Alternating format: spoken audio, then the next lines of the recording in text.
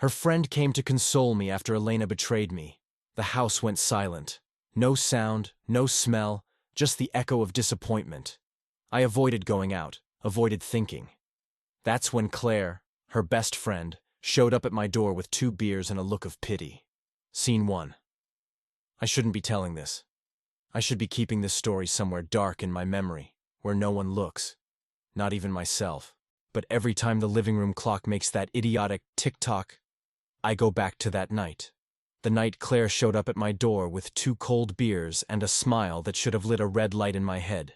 Except red lights don't work when you've been in the dark for weeks. Elena had left home a month ago. A month that felt like a year, where every room in the house echoed empty, as if someone had torn the sound out of everything. I tried to occupy my time, watch series, work late, work out until exhausted. Anything to not feel the weight of silence. But it didn't work. The silence always won. I remember sitting on the couch, with the TV off, just listening to the clock's hand. Tick, tock, tick, tock. As if time were marking every second I had wasted believing in a marriage that was already dead before I even realized it. It was in this state that the doorbell rang. I wasn't expecting anyone. I got up slowly, dragging my feet through the hallway, and when I opened the door, there she was. Claire. Elena's best friend. The one I always saw at parties, in photos, at weekend barbecues, always by her side, always laughing together, always defending her friend as if she were a sister. She looked different that night. She didn't look like the wife's friend. She looked like someone who had come with a purpose. "Hi," she said, raising the beers. "Can I come in?" I should have said no. Should have made up an excuse. Said I was busy. That it wasn't a good time. But I was tired. Tired of being alone. Tired of thinking. Tired of feeling that pain that never went away. So I opened the door. Scene 2. Before everything collapsed, life with Elena seemed like one of those perfect photos we see on social media and think, it's fake. Nobody is like that. But we were. At least that's what I believed. Our apartment was in an old building. The kind that creaks when someone goes up the stairs. Where the upstairs neighbor always drops something on the floor every night at 10. But it was ours. And that was worth more than any new and silent place. The living room had that worn couch we bought at a thrift store, where you could still see the burn mark that came with it. Elena said it gave it personality. I agreed, because everything she said seemed right at the time. The refrigerator was covered with photos. I remember each one of them. Us at the beach, wet and laughing, with that strong sun that burned my neck for 3 days. That crooked selfie in front of an Italian restaurant where she ordered the most expensive dish just to provoke me, and then shared it with me because she couldn't finish it alone. The photo from her birthday, where I tried to make a cake and it looked like a construction disaster. But she hugged that cake as if it were the most beautiful thing in the world. Each photo had a story, and each story made me believe we were building something solid. In the morning, I always woke up to the smell of coffee. It wasn't gourmet coffee, nothing fancy. It was that common packaged coffee from the corner supermarket. But she made it with such care that it seemed like a ritual. The morning light came through the kitchen window, passing through the thin curtain and creating that white glare that illuminated her face. She would stand there with her hair tied up any which way, still in pajamas, stirring the spoon in the cup while reading some nonsense on her phone. I would stand in the doorway for a few seconds, just watching. Watching how she frowned when she read something she didn't like. How she smiled alone when she saw some stupid meme. How she hummed softly, always off-key, but never cared. Then she would sense my presence and turn around. "Good morning, favorite husband," she would say, with that hoarse voice of someone who just woke up. I would laugh. Always laugh. "I'm the only one, Elena." "Exactly," she would respond, coming to me with lazy steps. She would hug my waist from behind, rest her face on my back, and stay there for a few seconds. Just stay. As if that hug were the restart of everything. I would close my eyes and breathe deeply. Her smell mixed with the smell of coffee. The feeling of her arms around me. The certainty that, In that moment, nothing in the world could touch us. Elena had this gift. She made simple moments seem important. When we watched series at night, she always chose the tightest spot on the couch to squeeze next to me, even though there was plenty of room.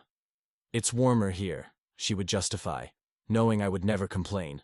She had a way of looking at me when I spoke, as if every word were relevant. It wasn't that empty look of someone pretending to pay attention.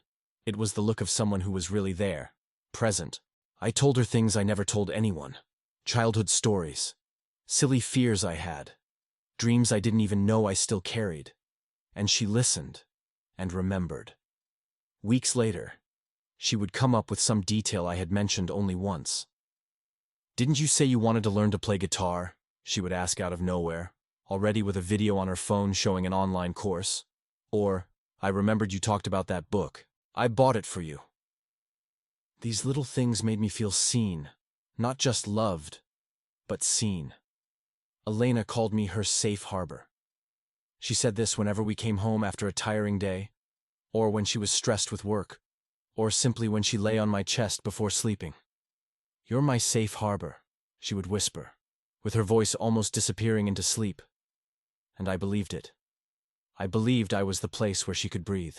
I believed that, no matter what happened out there, inside that house we were safe.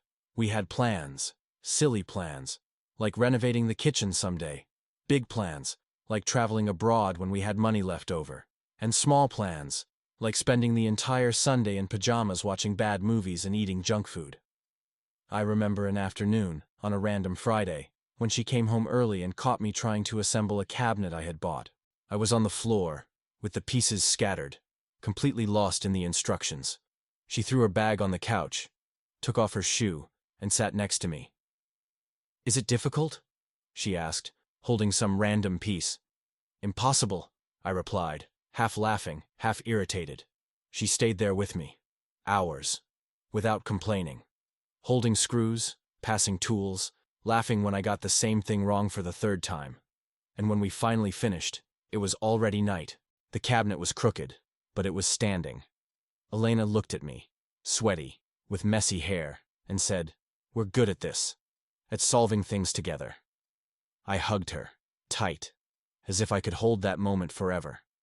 Because these moments, now that I look back, were everything. They were proof that it wasn't an empty love. It was a love that I swore was real. And that's precisely why, when everything collapsed, it was as if someone had pulled the ground out from under my feet. Because it wasn't just Elena I lost. It was the house. It was the hug. It was the feeling of being safe. It was the idea that someone saw me. Scene 3. The cracks started small. So small that, at first, I thought I was making things up in my head. It was on a Tuesday. An ordinary Tuesday. Nothing special. I was on the couch, pretending to watch something on TV. But really, I was just looking at the screen without seeing anything.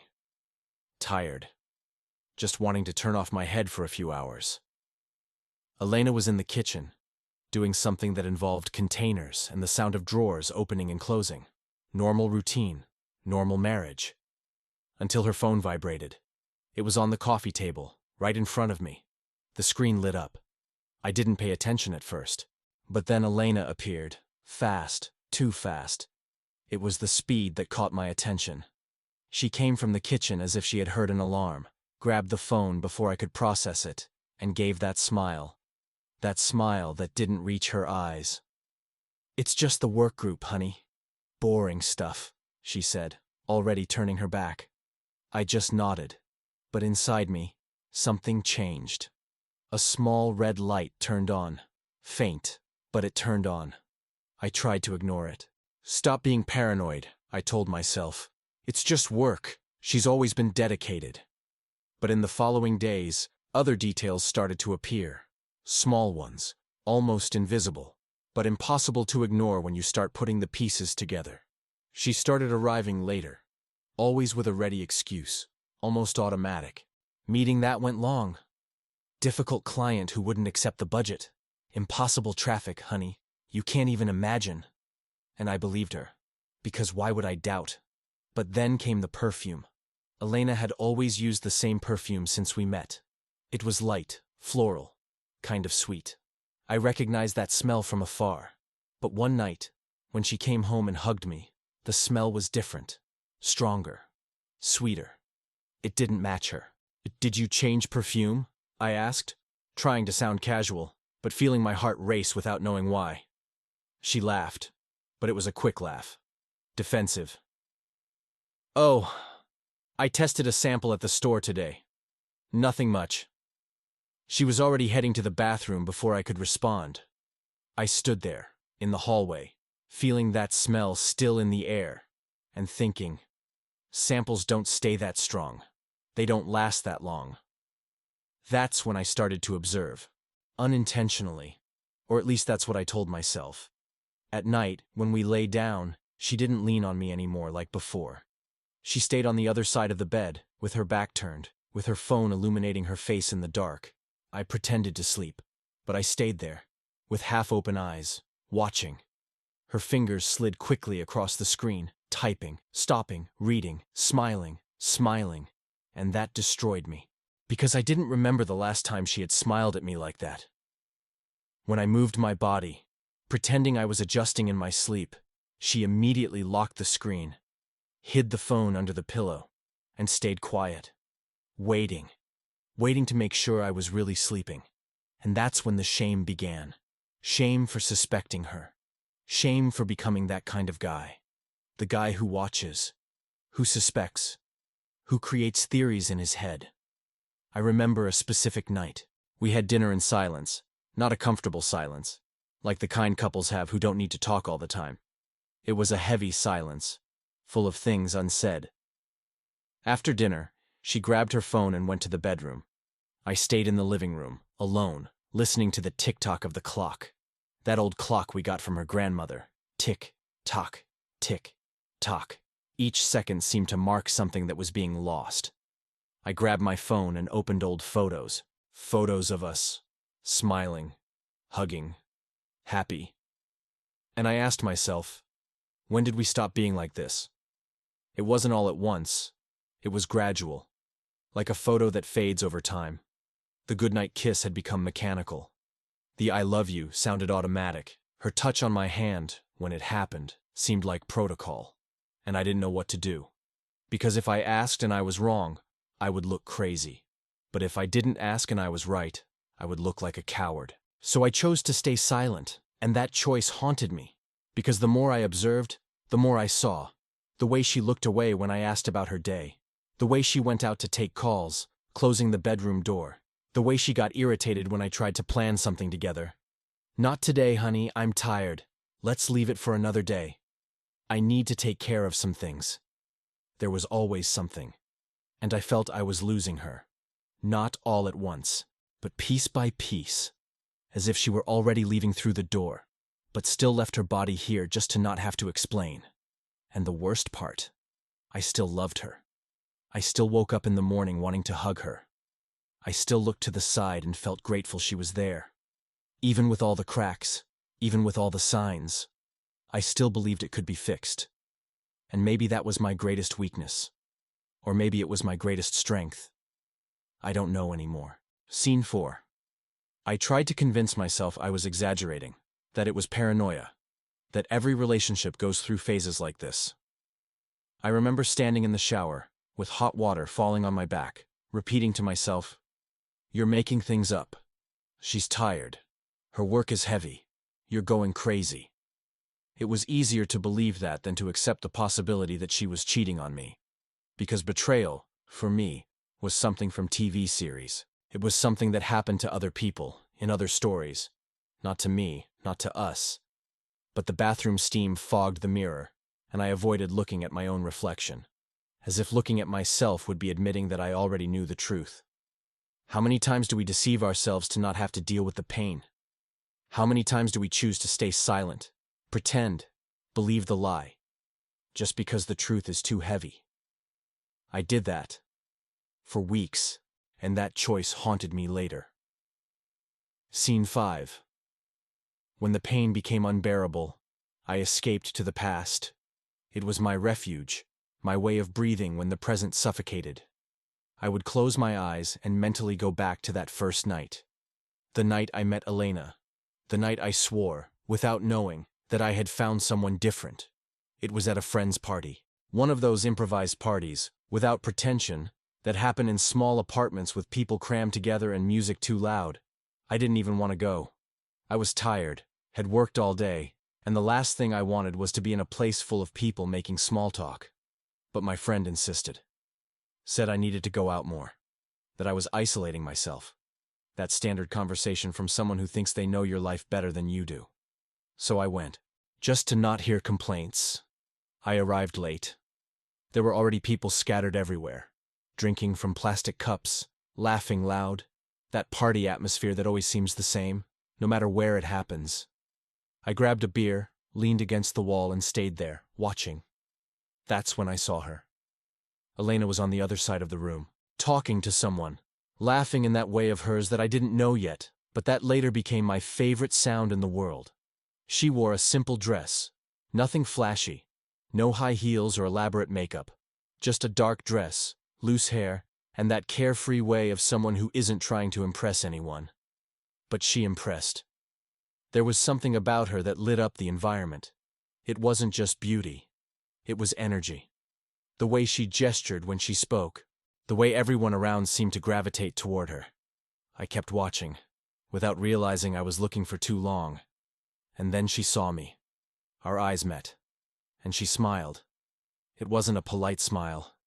It was a smile of recognition. As if she had known me for years. As if we were reuniting, not meeting for the first time. She left the group where she was and came toward me. My stomach knotted. I didn't know what to say. I didn't know if I should start a conversation, make a joke, pretend I hadn't been staring at her like an idiot. But she made it easy. "Were you also forced to come?" she asked, stopping in front of me with that smile still on her face.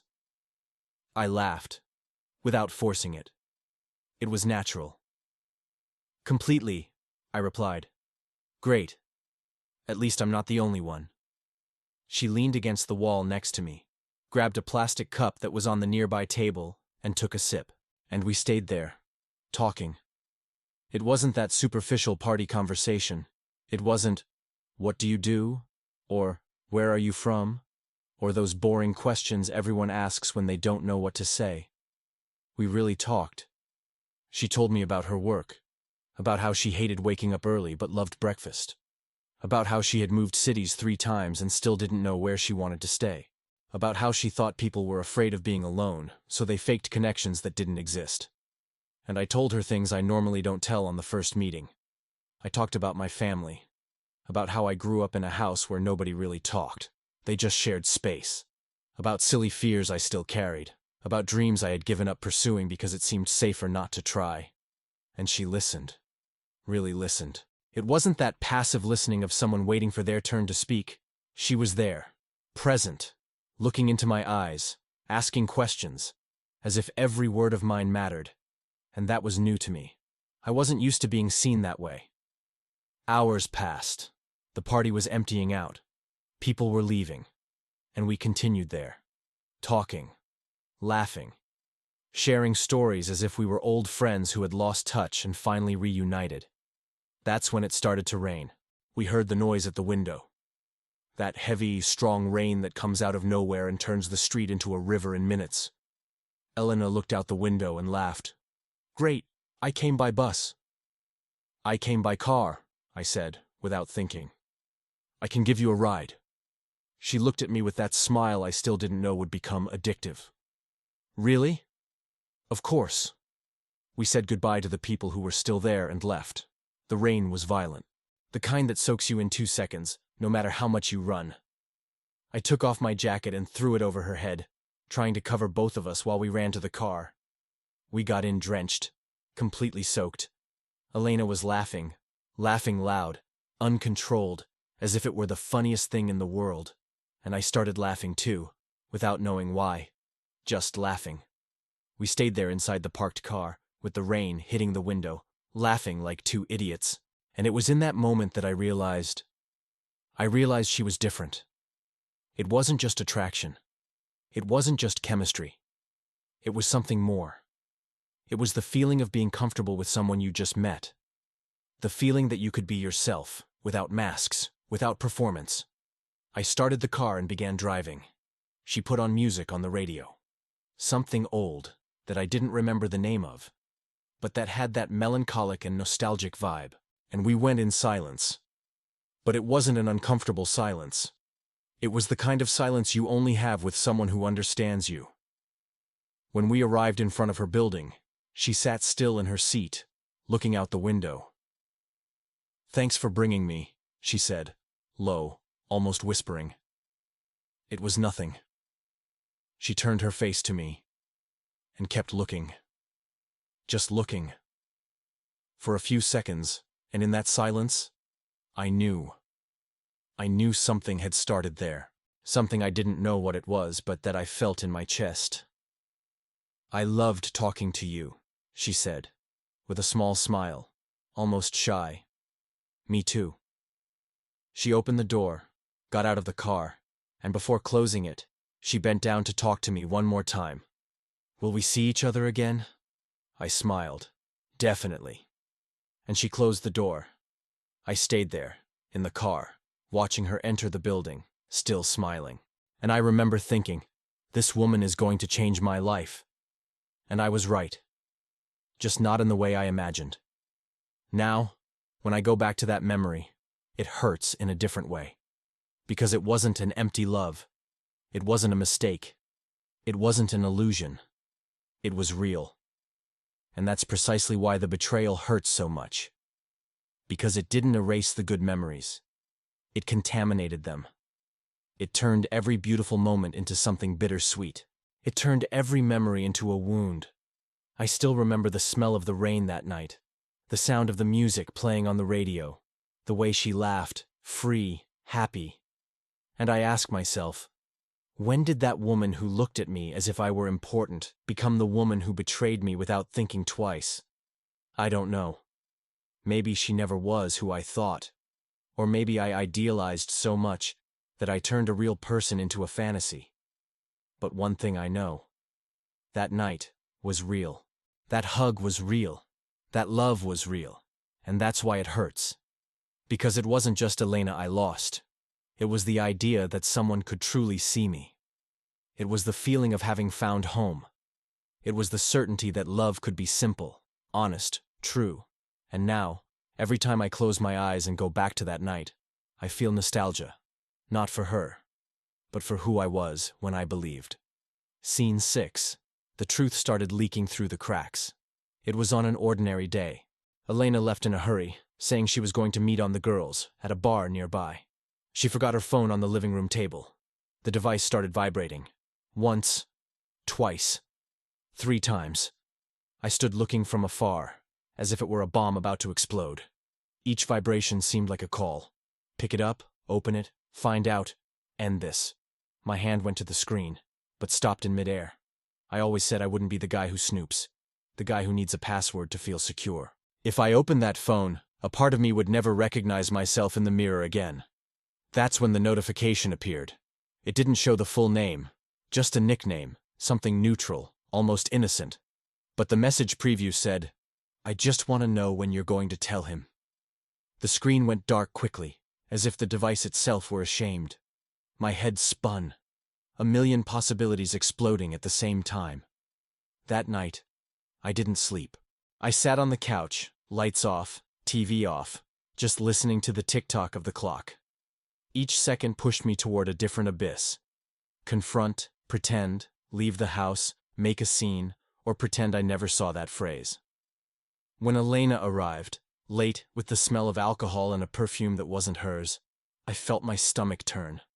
She gave me a distracted kiss on the forehead, as if I were a distant relative, and went straight to the shower. I wanted to ask, I wanted to scream, but I froze, because a part of me was still trying to save that story, even if just for one more night. Scene 7. The following days were silent torture. It wasn't the kind of pain that screams, that explodes, that calls attention.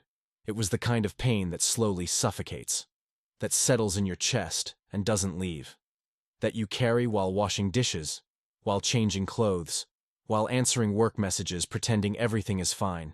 I walked around the house as if walking through a minefield. Every room seemed armed. The kitchen, where we had coffee together in the morning. The couch, where she leaned on me while we watched series. The bed, where I pretended to sleep while she smiled at her phone in the dark. Everything became a trigger. Each laugh of hers on the phone was an explosion inside me. Each, "I'll be back, honey," was another piece of the ground sinking. Every time she left, I felt as if I were being left behind. And the worst part, I didn't say anything. I just swallowed it. The goodnight kiss had become mechanical. She touched her lips to mine as if completing a task, without looking into my eyes, without feeling. And I pretended not to notice, because if I noticed, I would have to do something. And I wasn't ready. I slept more and more on the edge of the bed, as if my body understood before my mind that that space was no longer ours. As if I were preparing myself to fall. It was on one of those nights that everything inside me truly started to crumble. Elena announced she was going out. Again. "I'm going to de-stress with the gang, honey. I need to get out of the routine a bit."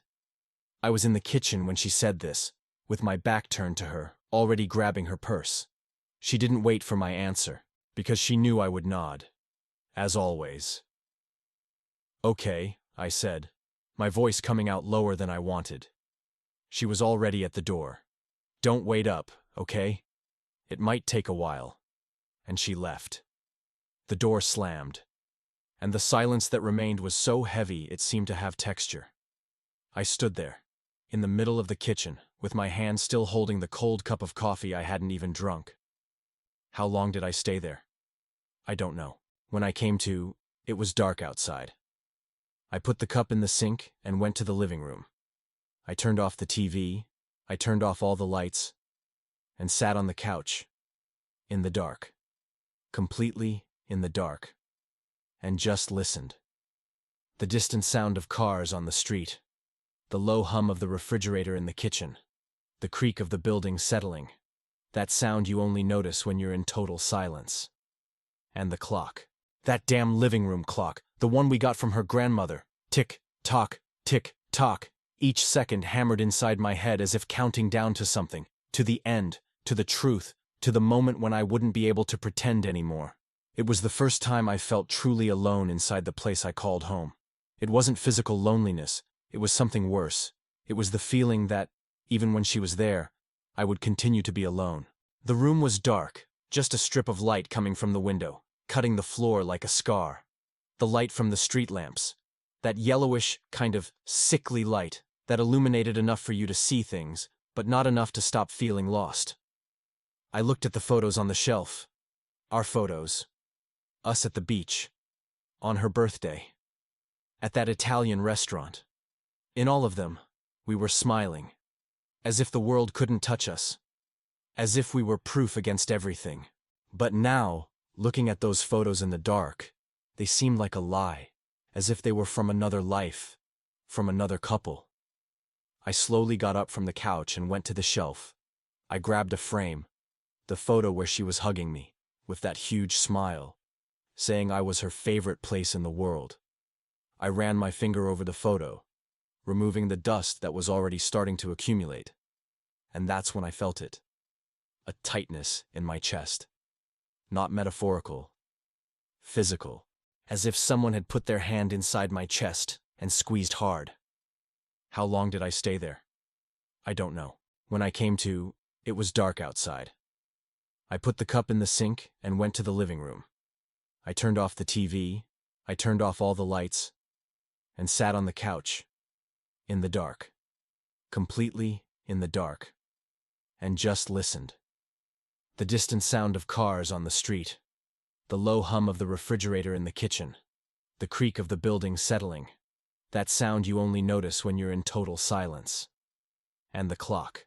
That damn living room clock, the one we got from her grandmother. Tick, tock, tick, tock. Each second hammered inside my head as if counting down to something, to the end, to the truth, to the moment when I wouldn't be able to pretend anymore. It was the first time I felt truly alone inside the place I called home. It wasn't physical loneliness, it was something worse.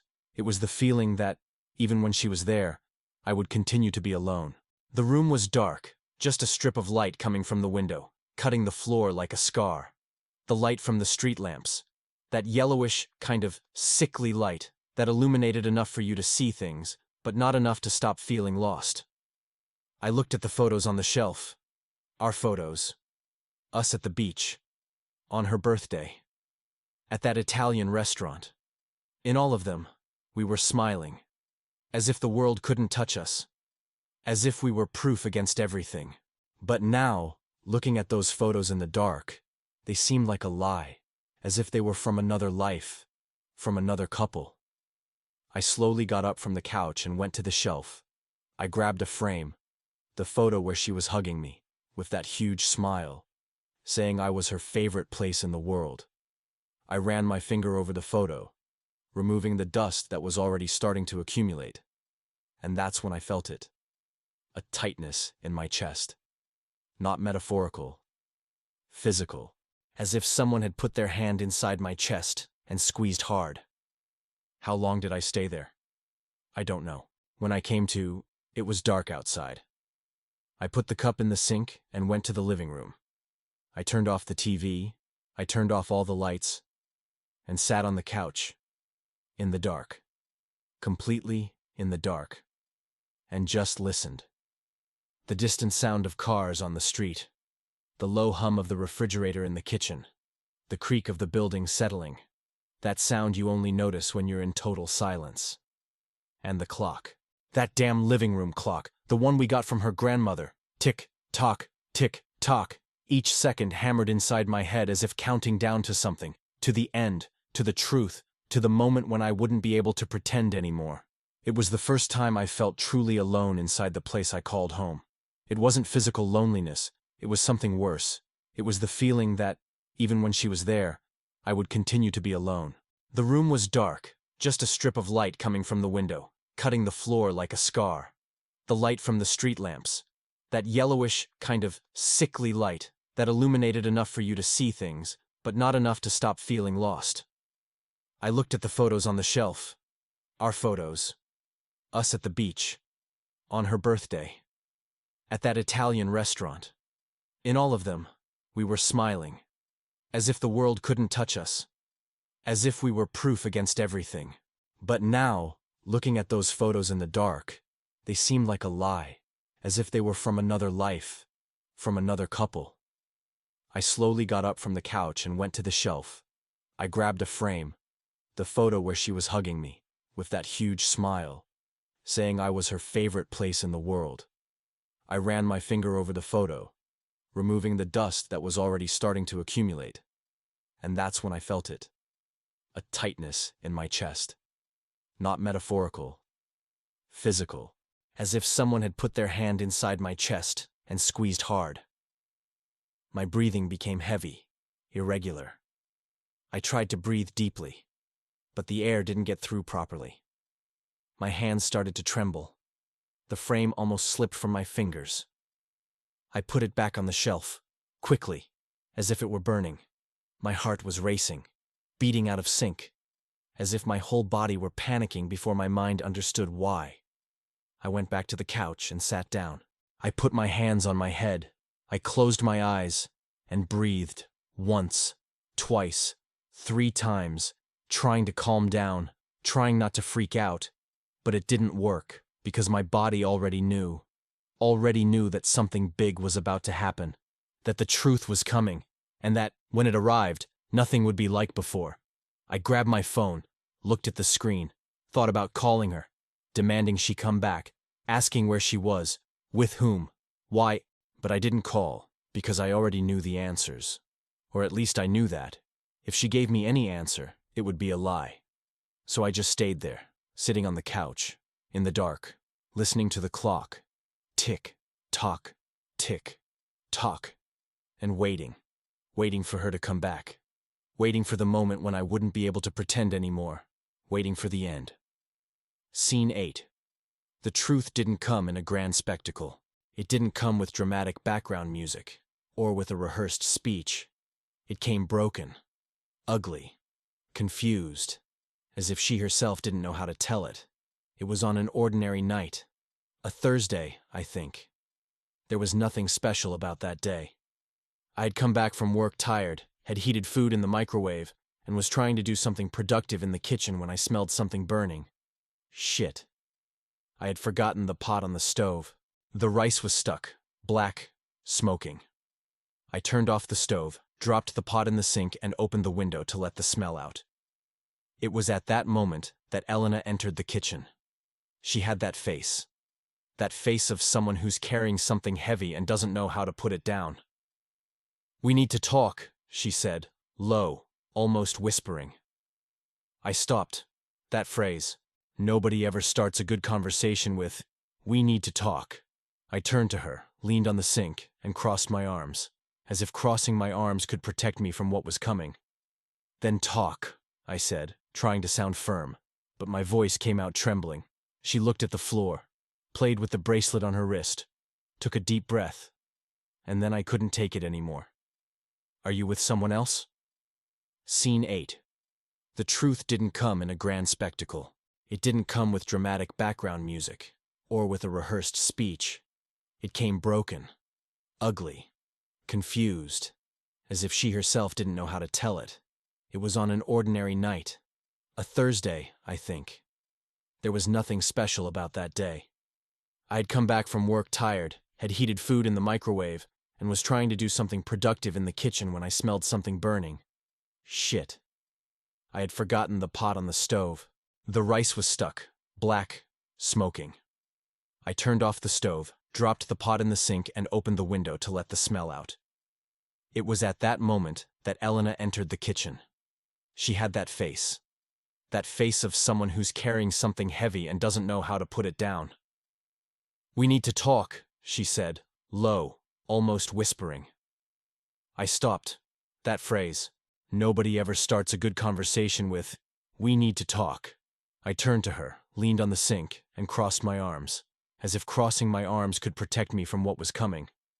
"Then talk," I said, trying to sound firm, but my voice came out trembling. She looked at the floor, played with the bracelet on her wrist, took a deep breath, and then I couldn't take it anymore. "Are you with someone else?" Scene 8. The truth didn't come in a grand spectacle.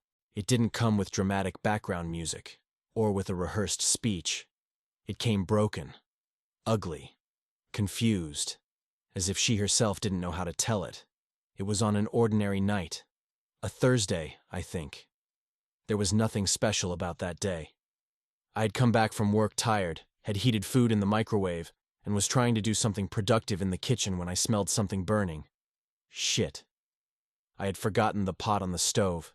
The rice was stuck, black, smoking. I turned off the stove, dropped the pot in the sink, and opened the window to let the smell out. It was at that moment that Elena entered the kitchen. She had that face of someone who's carrying something heavy and doesn't know how to put it down. "We need to talk," she said, low, almost whispering. I stopped. That phrase, nobody ever starts a good conversation with, "We need to talk." I turned to her, leaned on the sink, and crossed my arms, as if crossing my arms could protect me from what was coming. "Then talk," I said, trying to sound firm, but my voice came out trembling. She looked at the floor, played with the bracelet on her wrist, took a deep breath, and then I couldn't take it anymore. "Are you with someone else?"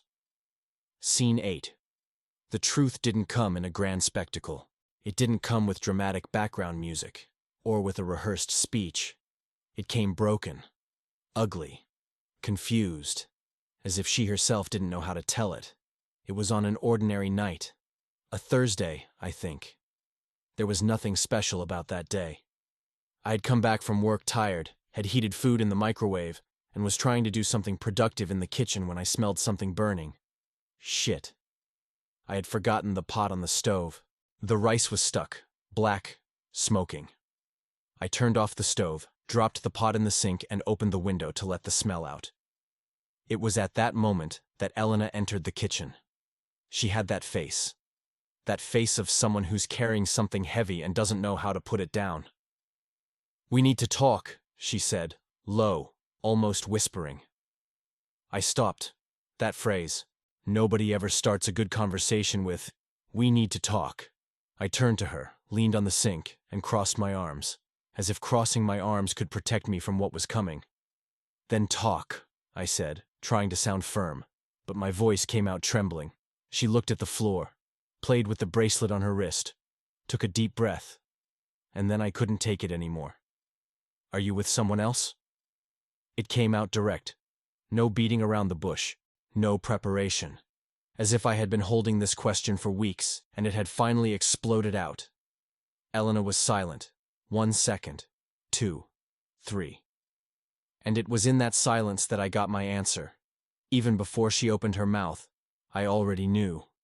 I didn't want it to be like this, she started, still looking at the floor. Like what? I felt my jaw lock. My hands gripped the edge of the sink so hard my fingers turned white. Like what, Elena? She raised her eyes to me, and for the first time in weeks, I saw guilt in that look. I felt distant, she said, her voice failing. I felt like you had changed. That we had changed. I didn't know what to do. I laughed. It wasn't a laugh of joy. It was a bitter, broken laugh. So the solution was to cheat on me. It wasn't like that. Then how was it? She was silent again. I pushed my body forward, leaving the support of the sink. How was it, Elena? You woke up one day and decided you didn't love me anymore. That I wasn't enough. That there was someone better waiting. It's not about being better. Then what is it about? She closed her eyes, took a deep breath, and when she opened her eyes again, there were tears. I got involved with someone. The words came out fast, as if she had ripped off a Band-Aid, and I felt as if someone had pulled all the threads holding me up. My stomach turned. My legs went weak. For a second, I thought I was going to collapse right there, on the kitchen floor. How long? The voice came out low, controlled, but inside I was screaming. A few months. A few months. I closed my eyes and tried to process. A few months. While I had coffee with her in the morning. While I planned trips. While I said, I love you, before sleeping. A few months. You could have ended it, I said, opening.